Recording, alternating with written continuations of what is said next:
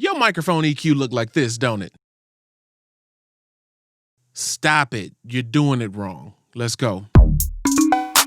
Hey, what's up, everybody? It's your boy Anthony with AJ Audio and Production, coming back at you again with another installment to 30 Days to a Better Mix. What we're talking about today is EQ on microphones. We gotta stop doing it wrong. I'm here to help you guys do it right. Here's the thing that I'm seeing, and I'm gonna try to make this really quick, get out your way. What a lot of people will do is they'll have a microphone and they'll buy a certain microphone. Let's take this one in example. This is a Shure SM7B. I'm sure a lot of you, if not all of you, are familiar with this microphone. It was made famous by Michael Jackson, recording it on his, I believe, Thriller album. He recorded the entire album on this microphone. This microphone is also very famous for being a DJ or radio personality microphone.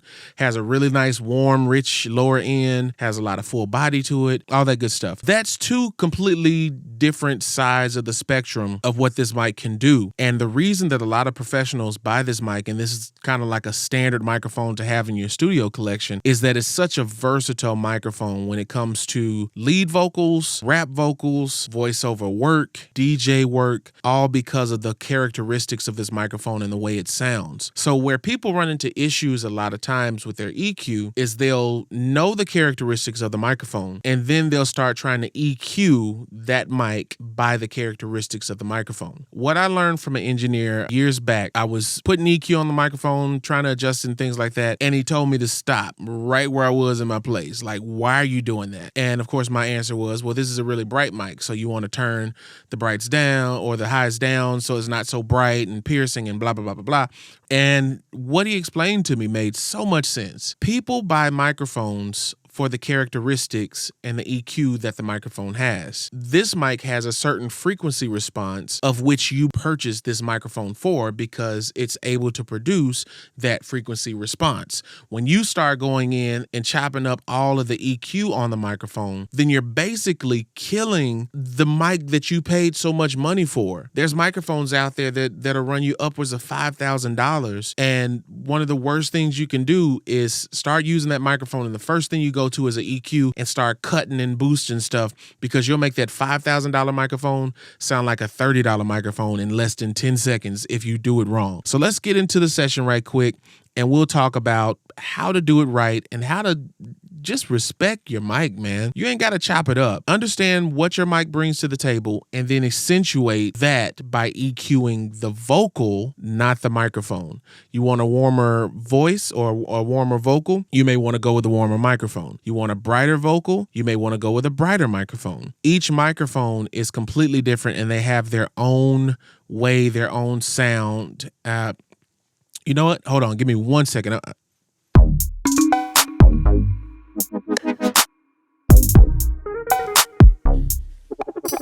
Okay, so this is a Shure SM58. The frequency response on this microphone is completely different than this one. This is mainly meant to be used for live applications. I'm going to unplug the microphone and show you what this sounds like. Before I do that, let me show you what my EQ looks like on this microphone right now. So this is my microphone EQ on this SM7B right now. There's a high pass on the microphone just to cut out some of the low end rumble and where my voice isn't hitting anyway. Just cutting that out. Everything else is completely flat. I haven't touched it. That's just how this mic sounds. Only thing coming after that is I have a compressor on my vocal just to keep things in check. And I have a de-esser on my vocal just to keep those S's and T's in check. And I'm looking at it. I'm not even hitting the de-esser right now. So that's not even doing much work. All right, so let's check this microphone out on this channel strip with the same exact settings. All right, so this is the Shure SM58. This mic has its own frequency response, and rather than me try to EQ the mic, I EQ my vocal that's coming through the mic. If I have somebody on stage or in the studio, 3 different vocals singing on 3 of the same exact mic, guaranteed each one of those mics will have a different EQ for that person's voice, because it's not the microphone. You got the microphone for the characteristics of the mic, but what changes is the actual voice that's coming through the mic. Now let's go a little bit further with that. All right, now this is a Blue Dragonfly microphone. This is actually one of my first mics. Sorry you hear me shaking it around and stuff, but this is one of my first mics. Excuse me for not using a pop filter for this, but it sounds completely different than this SM7B. As you hear, the characteristics of this microphone are way brighter. It has like a nice warm mid-range presence with the vocal, but the high end on it is much more of a shimmer, and you hear those S's. See how they come out? Those T's are much clearer than they are on this SM7B. So when you start EQing your microphone, you're not so much EQing the mic, but the content that's coming through the mic. Got that? That's really important to know. All right, now I'm back on Old Faithful right now, and you can hear all those T's and S's and stuff. It's gone. It's not as pronounced as it was on that Blue Dragonfly. But let's go into the session so I can show you what we're doing on this vocal, or my vocal, as I'm recording it. Let's check it out. All right, so here I am back in the session, and you can see here I disabled or reset my EQ completely flat. You hear that warmth coming out of it, that DJ type vocal, all that low end, the bottom end on the mic. What we want to do now is just kind of start EQing this vocal with me talking in it, and I'll show you how that process goes for me. All right. Now, the cool thing about this plugin that I'm using is the FabFilter Pro Q3. This plugin shows you an analyzer, as you see here, of what my vocal's doing.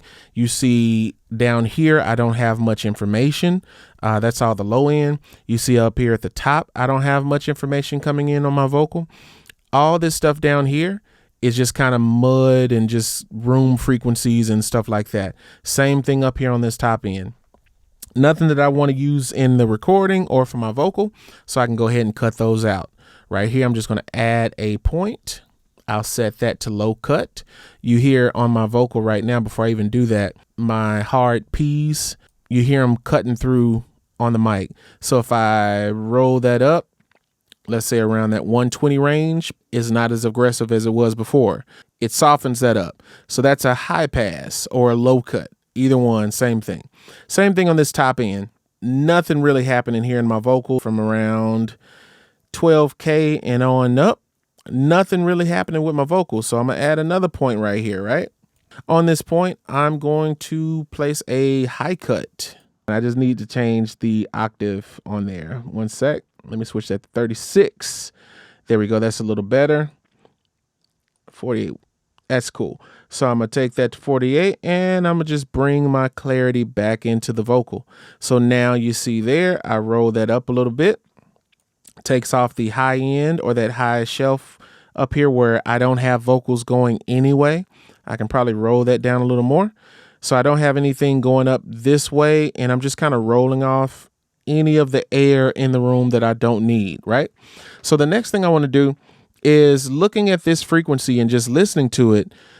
My voice vocals typically live around that 800 to around 3 or 4K range. That's where the clarity in our vocal is. And right now it's still a little too warm. So what I'm going to do is called subtractive EQ. And you can see right here in my vocal range up here, this is kind of low, but you see a lot of the low end kind of cutting in. That's louder than my vocal clarity up here. So what I want to do, if I come in here, I'm going to add another point. And this is called sweep EQing. I'm just going to turn that up.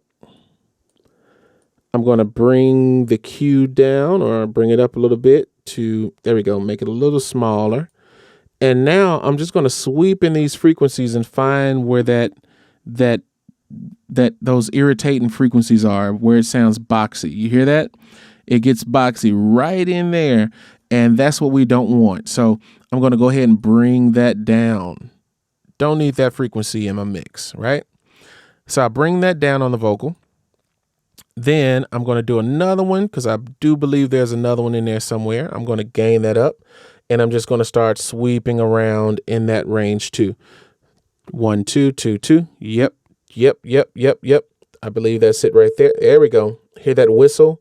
That whistle, kind of like a feedback whistle that's coming through on the mix. Don't want any of that. So I'm going to bring that down as well.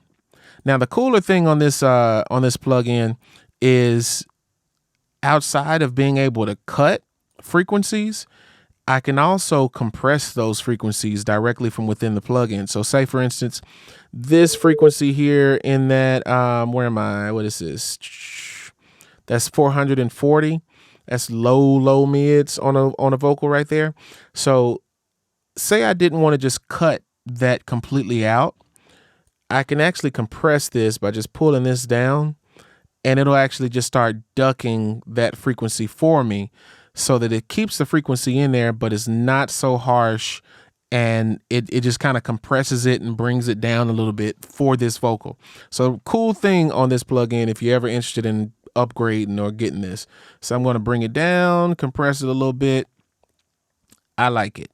Cool. Now with both of these being just brought down just that much, hold on, let me get back to my low end. There we go. Don't know how that got adjusted. So now I'm cutting the low end, or the low end frequencies that I don't need in my vocal, keeping the high end frequencies that I do need in my vocal. And now I'm starting to get a little more vocal clarity, a little more, little more crisp on my vocal, without even having to do too much. Let's see if there's another. Sounds like something right there. So let me make this a little smaller. Hear that little whistle, and I'm just going to duck that down a little bit. There we go. So this is called subtractive EQ. I'm subtracting from my EQ to get the EQ that I want. If I want more clarity in the upper end or the high end, then I bring down some of the lows. If I want more clarity in the low end, then I bring down some of the highs. Now, what you can also do here is right around this 4K, 5K, 7K. If you wanted to just give it a little more clarity, actually, I'm gonna go up to around about 8K. One sec. Add another little point here, and I'll give it a little boost, just a little bit, tighten that up, and that just kind of gives me that upper end, that top end shimmer on the vocal without even having to do too much. And again, this is just an EQ going through a compressor, and then from that compressor, I'm going through a de-esser, which again isn't doing much. For my de-esser to be activated, I need to bring it down just a little bit.